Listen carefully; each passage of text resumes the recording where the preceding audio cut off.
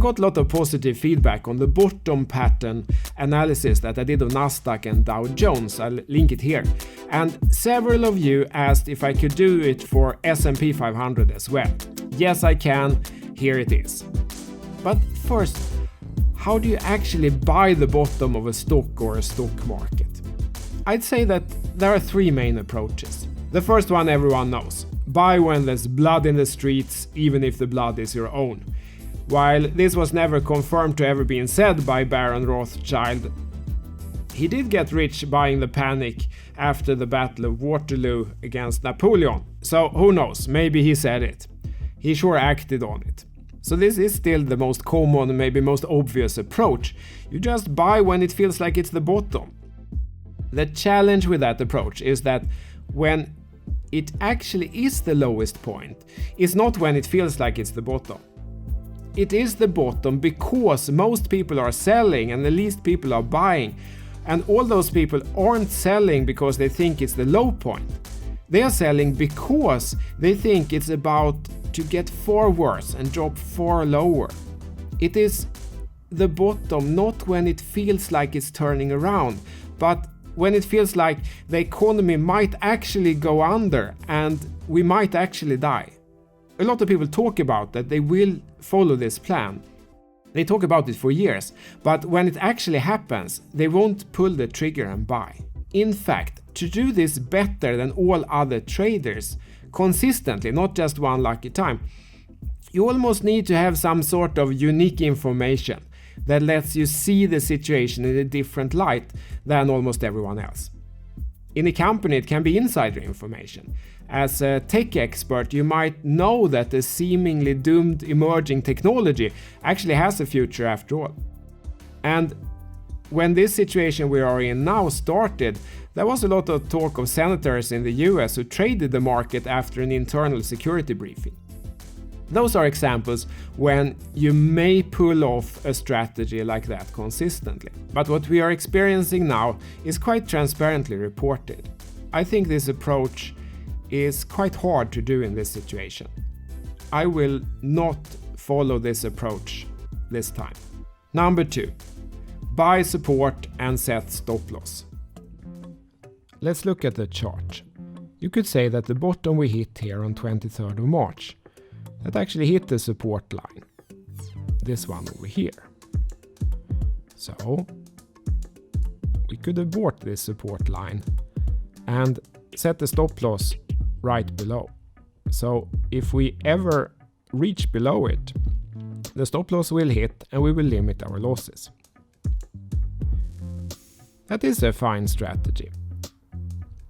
The issue with it is that, say that we go back to some previous crashes, like the one in year 2000. Following that strategy, you might abort this bottom here, set the stop loss below, and for a while it worked, but then boom, we hit below that level. Then let's try again. Maybe this was the bottom. After all, it matches with some of the key levels over here, so maybe we bought here and we set the stop loss right below. And for a while it worked, but then boom, we hit through the stop loss. Alright, let's try again.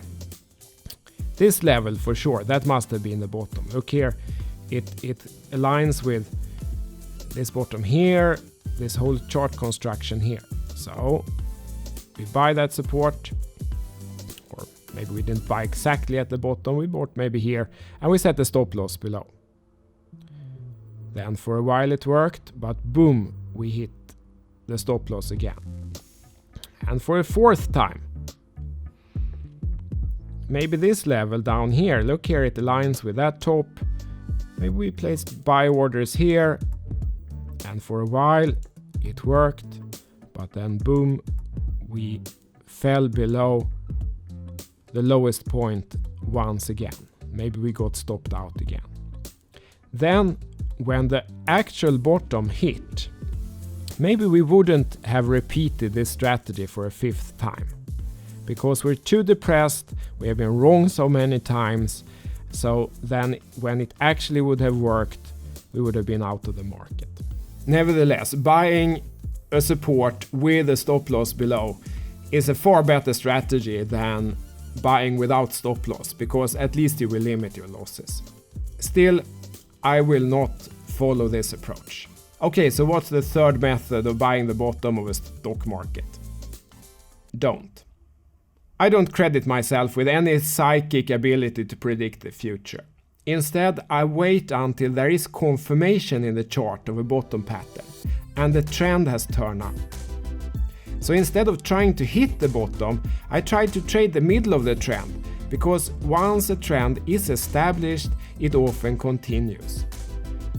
I don't need to catch the exact bottom. If I want more risk in return, I'd still trade the middle of the chart, but with leverage. This approach will not hit the bottom. I'm not trying to. And I hope that explains what I'm trying to do here. Now let's look at the numbers. Before we dive into the S&P 500 chart, please take 1 second to subscribe for financial education, technical analysis of tech stocks and cryptocurrencies from Stockholm, Sweden. And please do press the bell for notifications, or you will always be notified late and be late to the market. The Larsson Academy indicator, that is my trend indicator of choice, is available along with my course at larssonacademy.com for you to apply to your own charts. Okay, let's go. The S&P 500 obviously didn't exist during the Great Depression, so let's start with the Black Monday. I have filled out the numbers here, but I'm actually not going to use them, because if you look at this chart, it is so clear that it was just a correction. So I will continue and dive more into the next one instead, which is the dot-com crash of year 2000 to 2002.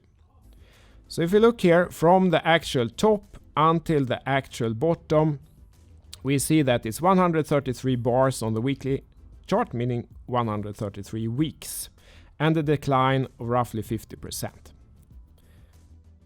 It is ugly, but it is an inverse head and shoulders. Here's the head, here are the two shoulders. The optimal time frame for detecting the trend reversal without getting any false entries was 2 days. So using the 2-day candles, we see that we get a entry signal around the time that the bottom pattern confirmed. And if we measure the time from the bottom until the turnaround here, to 26 days. So we enter that here. Back to weekly candles, and let's look at the financial crisis of 2008. Again, if we measure from the top to the actual bottom, it was 73 weeks and 58% decline. Again, there is a bottom pattern here. It is ugly, but it is an inverse head and shoulders. Here we have the head, here's the left shoulder, and here's the right shoulder. They are not entirely symmetrical, but it is still a confirmed pattern. The 2-day candles worked fine to confirm this pattern, but I'm actually going to switch here to the 1-day candles to show you that that worked fine also. It did give a false entry at one point here, but the distance from the entry to the exit is very low, and that actually enables us to catch a true signal of the trend reversal before the chart pattern has confirmed, maybe around here. So the distance from the bottom until the turnaround, something like 60-61 days. Now let's do the same measurement for the current crisis. So if we measure from the top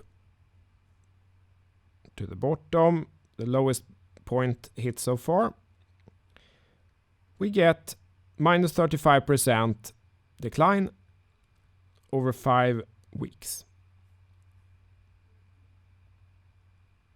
Like I mentioned, I'm going to discount the Black Monday. I feel it has more the characteristic of a simple correction. And do a scenario analysis. Call it target hypothesis here, to highlight that it's not a prediction, it's just a possibility. If we take the average of the dot-com crash and the mortgage financial crisis, we get a decline of 54%. And since the speed of the recovery was about 50% faster from the dot-com crash to the mortgage financial crisis, assuming a similar speed increase will take place this time, because the world is accelerating as a whole, we get 39 weeks. Those are speculation. It's just a scenario, just a hypothesis. But what I think is more certain is that there will be a bottom pattern, and there will be a point where the trend has turned, which will show up on the Larsson Academy indicator. The time frame here is uncertain. Facts is that the world is accelerating in every single way, which means that the economy is accelerating. It has nothing to do with the biology of the virus. It's a function of the economy. If 2 days was the optimal time frame during the dot-com crash, 1 day was the optimal time frame during the mortgage financial crisis, maybe 12 hours or even 6 hours is the optimal time frame to detect the true trend change as early as possible without getting any false entries. That would give us then a similar acceleration in how soon we could repurchase after the true bottom. This was almost a 3/4 decline, so if there's a similar 3/4 decline, maybe it ends up being 16 days after the true bottom. So if you paint that, minus 54% over 39 weeks.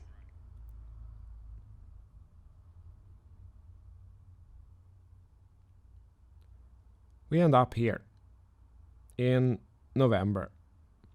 Coincidentally, exactly at one of the main support lines for this index, the top point of 2007, which also coincides with the top before the dot-com crash in year 2000. That would be a very, very strong support level. So if that happens, I might even be tempted to buy that support level with a stop loss below.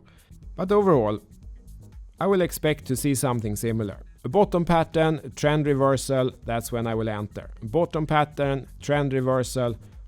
If we want to see the 12-hour candles, we can't stay on the SPX index because it doesn't have out of office hours trading.